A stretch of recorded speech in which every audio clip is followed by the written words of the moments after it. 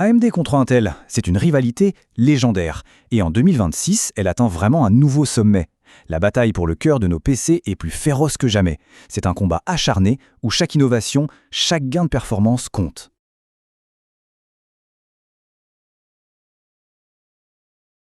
Alors, voilà notre plan de match pour tout décortiquer. On va d'abord planter le décor de cette bataille de 2026. Puis on va voir qui décroche la couronne du gaming. Ensuite, on cherchera le champion de la productivité, on regardera l'écosystème global de chaque camp, et à la fin, on aura toutes les cartes en main pour faire le meilleur choix possible. C'est parti pour la première section. On va mettre en place les combattants, préparer l'arène pour ce duel au sommet. La grande question, celle que tout le monde se pose, AMD ou Intel, qui gagne en 2026? Eh bien, la réponse est loin, très loin d'être simple. Chaque marque a des arguments vraiment solides et le choix va dépendre plus que jamais de ce qu'on veut vraiment faire avec sa machine. Ok, pour bien comprendre ce qui se passe, il faut savoir qu'on a affaire à deux philosophies, deux approches radicalement différentes. D'un côté, il y a AMD et son architecture Zen. Eux, ils misent tout sur le nombre de cœurs. C'est un peu comme avoir une énorme équipe pour gérer plein de tâches en même temps. Et de l'autre côté, on a Intel avec son architecture hybride. Là, l'idée, c'est de combiner des cœurs super performants pour la tâche principale avec des cœurs plus économes pour tout ce qui tourne en fond. Le but, une réactivité maximale. Allez, on passe au premier round, et pas des moindres. Le gaming. C'est le terrain de jeu où chaque image par seconde, chaque milliseconde compte pour la victoire. Et là, les chiffres parlent d'eux-mêmes. Ce graphique montre les performances en 1080p, là où le processeur est le plus mis à contribution.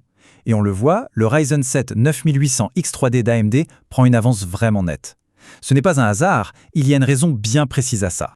D'ailleurs, les experts comme McFay Hardware le confirment, la clé du succès d'AMD dans le jeu, c'est son arme secrète, la technologie 3D V-Cache. C'est une quantité massive de mémoire cache ajoutée directement sur le processeur, et pour les jeux, ça change absolument tout. Pour mettre un chiffre là-dessus, on parle d'un avantage qui peut monter jusqu'à 15%. Ça peut ne pas sembler énorme dit comme ça, mais dans le monde du gaming compétitif, 15%, c'est un gouffre. C'est vraiment un écart considérable. Pour qui cherche la performance ultime en jeu, le choix commence à être assez clair. Mais bon, un PC, ce n'est pas que pour jouer. Passons donc au deuxième round, la productivité. On parle ici des tâches lourdes, créatives, comme le montage vidéo, le rendu 3D, le multitâche intensif. Bref, le travail. Et là, attention, le match est beaucoup plus serré. Comme on peut le voir sur ce graphique, les processeurs haut de gamme des deux marques sont vraiment au coude à coude. L'architecture hybride d'Intel et le nombre de cœurs d'AMD rendent la compétition incroyablement disputée dans ce domaine. Alors, comment on les départage? C'est simple. AMD va vraiment briller dans les tâches qui utilisent un maximum de cœurs, comme l'export d'une grosse vidéo. De son côté, Intel tire son épingle du jeu dans des scénarios plus hybrides, comme le streaming. Ses cœurs performants s'occupent du jeu à fond pendant que ses cœurs efficients gèrent l'encodage de la vidéo, sans que l'un n'impacte l'autre. C'est très malin. Attention, un processeur ne vit pas tout seul. Il faut aussi parler de tout ce qui l'entoure, la carte mère, le socket, en un mot, la plateforme.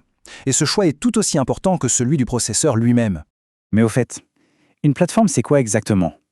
C'est tout simplement l'ensemble que forment le processeur, son support sur la carte mère, le fameux socket, et le chipset. C'est cet ensemble qui va dicter tout le reste. Le type de RAM, de stockage, et surtout, si on pourra mettre un processeur plus récent à l'avenir sans tout changer. En 2026, la comparaison est super intéressante. Les deux plateformes sont passées à la DDR5, pas de débat là-dessus. La grosse différence, c'est la longévité. AMD a promis que son socket AM5 serait supporté au moins jusqu'en 2027. Concrètement, ça veut dire qu'il sera possible de faire évoluer sa machine en changeant juste le processeur. C'est une sacrée économie. Intel de son côté sort un tout nouveau socket et mise tout sur la connectivité de pointe.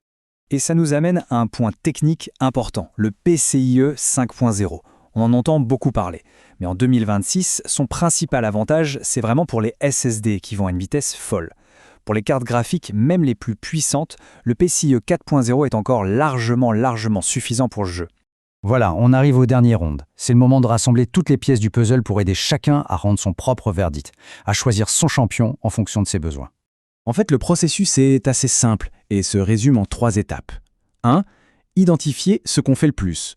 Du jeu, de la création, un peu des deux. 2. Fixer un budget global pour le trio inséparable, processeur, carte mère, RAM. Et 3. Faire correspondre son profil et son budget au processeur idéal. Allez, pour finir, voici un petit résumé pour y voir plus clair. Pour le gamer pur et dur sans compromis, le roi c'est le Ryzen 7 9800 X3D. Pour le créateur de contenu ou le pro qui a besoin de polyvalence, l'Intel Core Ultra 9 28.5K est un excellent choix. Pour le meilleur rapport performance-prix, le 7800X3D reste une option incroyable. Et pour les budgets plus serrés, le Ryzen 5 9600X est une super porte d'entrée vers l'architecture moderne. Et on termine avec une dernière question, juste pour faire réfléchir. Parce que le monde du hardware, ça ne s'arrête jamais. Pendant qu'on analyse cette bataille, Intel prépare déjà la suivante avec Nova Lake.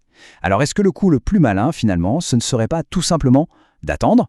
Le débat reste ouvert.